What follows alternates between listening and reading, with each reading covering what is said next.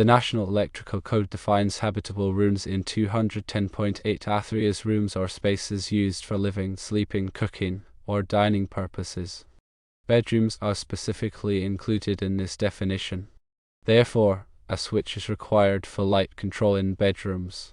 Regarding bathroom circuits, 210.11 current allows multiple receptacles and other utilization equipment, such as a fan or a light, to be fed from the same 20-amp circuit in the same bathroom. 210.11c2 also allows the same 20-amp circuit that feeds receptacles in a bathroom to also feed receptacles in other bathrooms. When it comes to horizontal drilling through studs, 400.83 requires cables to be installed in a concealed location unless in a raceway, cable tray, armor, or similar fitting. Sheetrock does not technically constitute a concealed location, so horizontal drilling through studs with Romex is prohibited. Regarding terminal bars on load centers, 408.20b2 allows the use of common terminal bars for grounded and ungrounded conductors in the same enclosure or cabinet, provided that the terminal bars are connected together in accordance with 250.148b. Therefore, the ground and ungrounded conductors can be installed on the same terminal bars on a load center. Differences in interpretation between inspectors may stem from different levels of experience, understanding, or training.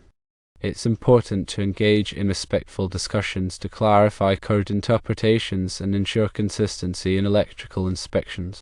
Considering the National Electrical Code, it's crucial to have a solid understanding of various articles and sections to ensure safe and compliant electrical installations.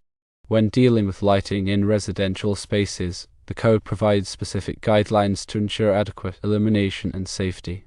For instance, in dwelling units, habitable rooms like bedrooms require a wall switch-controlled lighting outlet.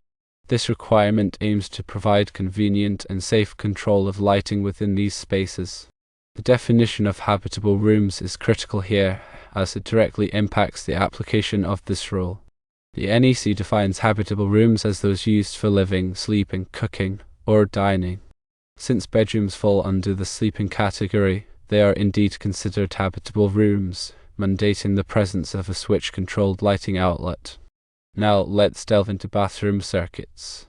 The NEC addresses bathroom circuits specifically to enhance safety due to the presence of water.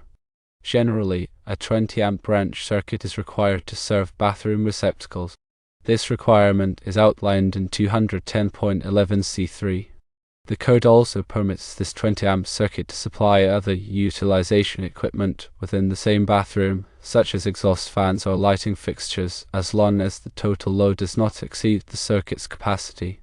Furthermore, 210.11c3 allows the same 20-amp circuit that feeds receptacles in one bathroom to also feed receptacles in other bathrooms within the same dwelling unit. This provision provides flexibility in circuit design while maintaining safety standards. When it comes to wiring methods, such as using Romex, the NEC has specific rules regarding installation practices. One common question revolves around drilling holes through studs for running Romex cables.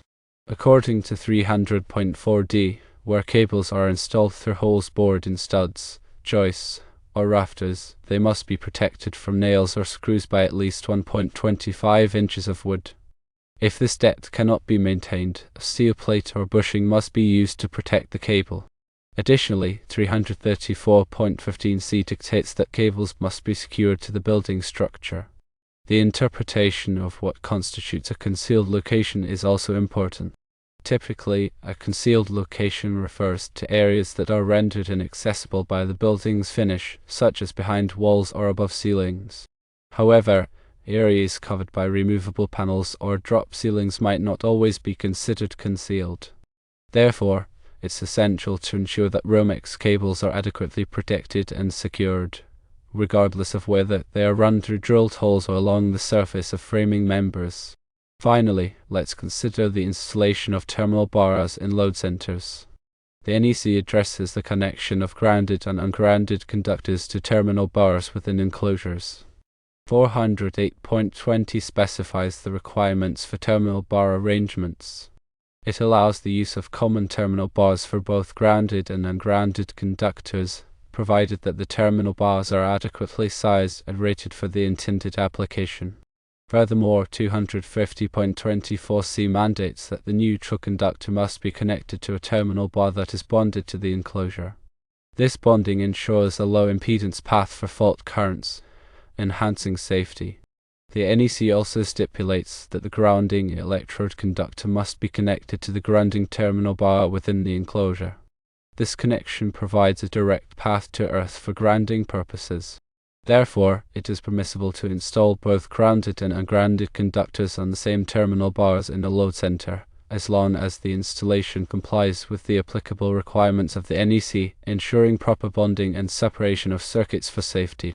To summarize the key points, firstly, bedrooms require a switch-controlled lighting outlet as they are considered habitable rooms. Secondly, bathroom circuits must adhere to specific requirements, including the use of 20-amp circuits and permissible connections to other utilization equipment or receptacles in other bathrooms. Thirdly, Romex cables must be installed with adequate protection and support, whether run through drilled holes or along framing members. And fourthly, terminal bars in load centers can accommodate both grounded and ungrounded conductors, provided that the installation complies with the NEC bonding and separation requirements. In the realm of electrical installations, understanding the nuances of the National Electrical Code is paramount. The NEC provides a comprehensive set of guidelines to ensure safety and compliance in various electrical systems. Let's delve deeper into the specifics of bedroom lighting, bathroom circuits, Romex wiring, and load center terminal bars. Regarding bedroom lighting, the NEC stance is clear. Habitable rooms, which include bedrooms, must have a wall switch-controlled lighting outlet. This requirement is rooted in practicality and safety. It allows occupants to control lighting conveniently, especially during nighttime or in situations where natural light is limited. The key here is the definition of habitable rooms, as defined in 210.8a3. These are spaces intended for living, sleeping, cooking, or dining. Given that bedrooms are primarily used for sleeping, they undoubtedly fall under this category, making the presence of a switch-controlled lighting outlet mandatory. Moving on to bathroom circuits, the NEC has specific rules to mitigate electrical hazards associated with water. Typically, a 20-amp branch circuit is dedicated to serving bathroom receptacles. This requirement is detailed in 210.11c3 and stems from the potential for electric shock in wet environments. Furthermore, the code permits this 20-amp circuit to power other utilization equipment within the same bathroom, such as exhaust fans or lighting fixtures. However, the total load on the circuit must not exceed its capacity, ensuring safe operation. An additional provision allows the same 20-amp circuit to feed receptacles in multiple bathrooms within the same dwelling unit. This offers flexibility in circuit design while maintaining safety standards. Now let's explore the intricacies of Romex wiring. Romex, also known as non-metallic sheet cable, is a common wiring method in residential construction. The NEC outlines specific requirements for its installation. One common question concerns drilling holes through studs to run Romex cables. According to 300.4d, when cables are installed through bored holes in studs, joists, or rafters, they must be protected from nails or screws. This protection is typically achieved by maintaining a minimum distance of 1.25 inches from the edge of the framing member. If this distance cannot be met, steel plate or bushing must be used to prevent damage to the cable. Additionally, 334.15c mandates that cables be securely fastened to the building structure. This ensures that the cables are properly supported and protected from physical damage. The interpretation of what constitutes a concealed location also plays a role in Romex installations. A concealed location generally refers to areas inaccessible after the building's finish is applied, such as behind walls or above ceilings. However, areas covered by removable panels or drop ceilings may not always be considered concealed. Therefore, careful consideration must be given to the location and protection of Romex cables to ensure compliance with the NEC. Lastly, let's examine the installation of terminal bars in load centers. The NEC addresses the connection of grounded and ungrounded conductors to terminal bars within enclosures. 408.20 specifies the requirements for terminal bar arrangements. It permits the use of common terminal bars for both grounded and ungrounded conductors, provided that the terminal bars are adequately sized and rated for the intended application. Furthermore, 250.24c requires that the neutral conductor be connected to a terminal bar that is bonded to the enclosure. This bonding ensures a low impedance path for fault currents, enhancing safety.